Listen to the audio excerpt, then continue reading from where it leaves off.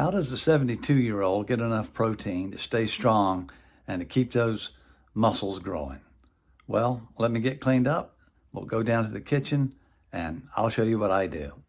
Okay, in the kitchen, and it's time for the breakfast. So typically, what I make in the morning is a protein smoothie.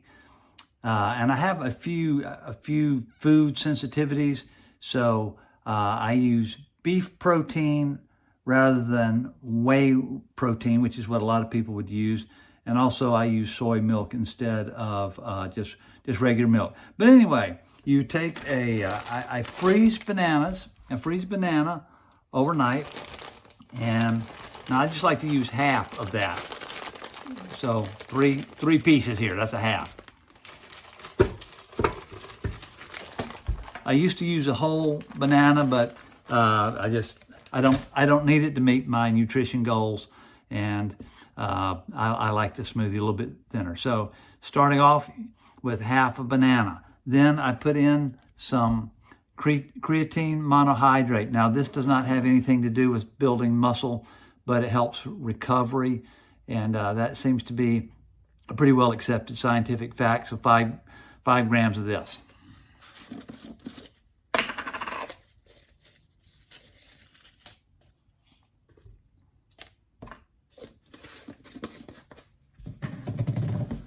Then, as I mentioned, I use beef protein powder, chocolate flavored.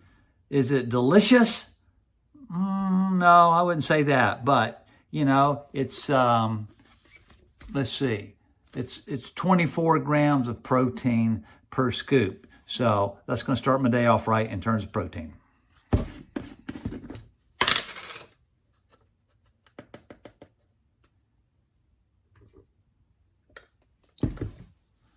Then I put in a cup of milk. And blend it up.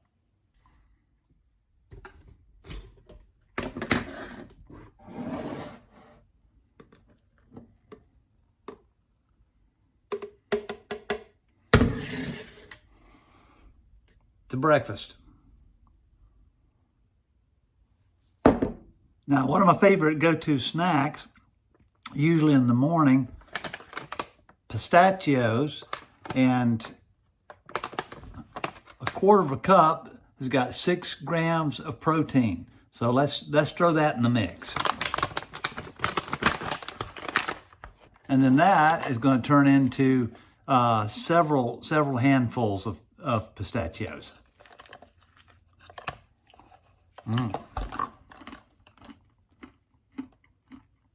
Okay, time for lunch. What we're going to have? Broccoli and chicken.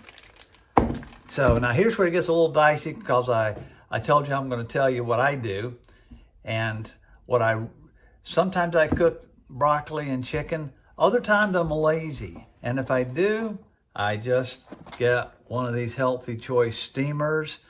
You know, you're going to get some extra sodium in this that you wouldn't get if you just made it yourself. So it's probably not the healthiest, but 28 grams of protein right there. Well, whether you cook it yourself or get it out of a box like I do sometimes, that's 28 grams of protein and only 190 calories right there.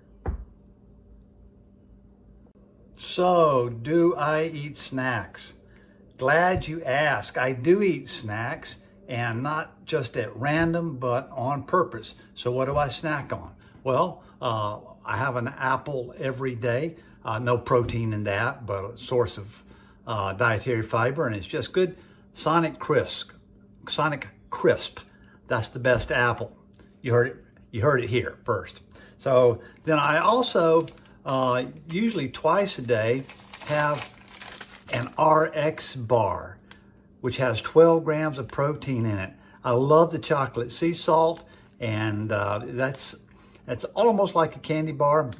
I usually have one after I work out, and I have another one at supper a lot of times as my dessert.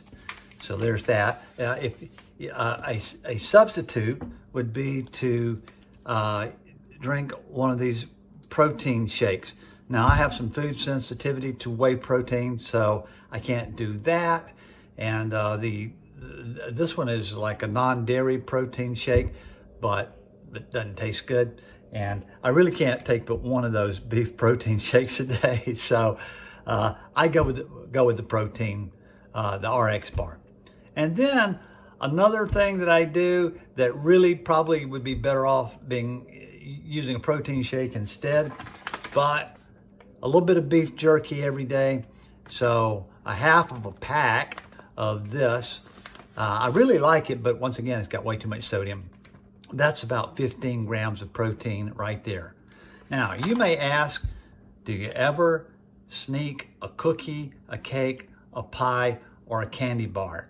Well, in terms of candy, it depends on whether my wife Jeannie is watching this or not. And of course, if she is, no, I don't eat candy on the sly.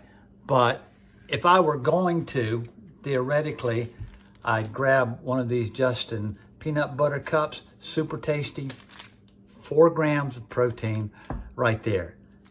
I'm just saying theoretically. We won't count that in the final count.